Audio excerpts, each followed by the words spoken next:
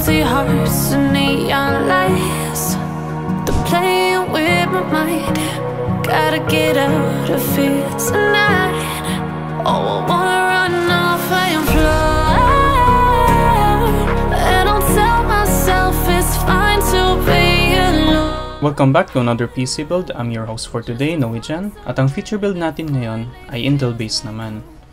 Hopefully, marami pa kami ma-feature from Team Blue, especially after ng launch ng 12th gen CPU nila dahil sa ngayon ay AMD pa rin ang dominant. And more competition means better prices and performance for the consumer. Okay then, let's start with the CPU. The Intel Core i5-12400F with 6 cores, 12 threads, and with max turbo frequency of 4.4 GHz ay kayang-kaya na nito lahat ng games na ibabato mo sa kanya. And with the new generation of CPUs comes a new socket. Kaya sa ating motherboard ay si Gigabyte B660M AC DDR4 with support for LGA 1700 CPUs na CPU nga natin with built-in Wi-Fi, PCIe Express 4.0 at DDR4 memory. Now for memory, we went with the Teamforce Dark Z Red 16GB of dual stick 3200 MHz memory. Of course, supported din ng Intel i5-12400F ang DDR5, pero masyado pa sila mahal ngayon at meron ding early adopter stocks kaya talagang mamamahalan ka. Pero maganda na may option ka kung gusto mong mag-upgrade later on to DDR5. Next natin ay ang GPU. Ang pinili natin GPU ay ang Gigabyte Radeon RX 6500 XT na comes with 16 compute units, 4 gigs of GDDR6 memory, and up to 2610 MHz clock speed. This can deliver good performance, but you will get the most performance out of this card with PCIe Express Gen 4.0 na luckily ay supported ng ating motherboard kaya all good tayo doon. Next is storage. Colorful SL500 256GB SSD. At of course, dito natin nilalagay ang OS for faster boot times. Ngayon, supported naman ng motherboard ang M.2 connector, PCIe 4.0, so may option ka din nun kung gusto mo mag-upgrade in the future. Next natin ay ang power supply. We chose the Aerocool United Power 500 watts PSU. This is a 500 watt PSU with an efficiency of up to 85% with 80 plus 230V EU white certified rating. The last part of this build, which is the case, the Montech X3 Mesh Black, is an ATX case with 6 pre-installed RGB fans, 2 120mm at the top, 1 at the back, and 3 140mm fans at the front. At meron din siyang kasamang dust filters sa taas at sa baba ng case. At since mesh ito, mas maganda ang magiging cooling performance mo kaysa sa ibang case. Ang I/O ports naman niya ay dalawang USB 2.0, isang 3.0, at isang audio in at mic, at light switch para sa RGB. Kung gusto mo man ito naka-off o naka-on. Kaya din niyang supportan ng up to 4 na 2.5-inch drives or dalawang 3.5-inch at dalawang 2.5-inch na drive. And that wraps up the parts list. Start na natin ang build. We hope you enjoy.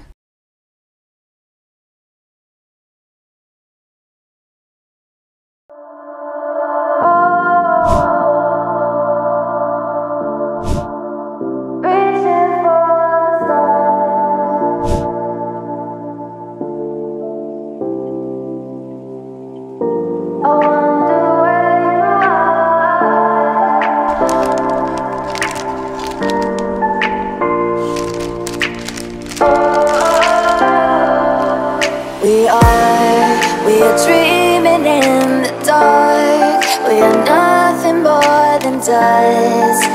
Search but you stay lost. We are reaching for the stars, but we're making this too hard.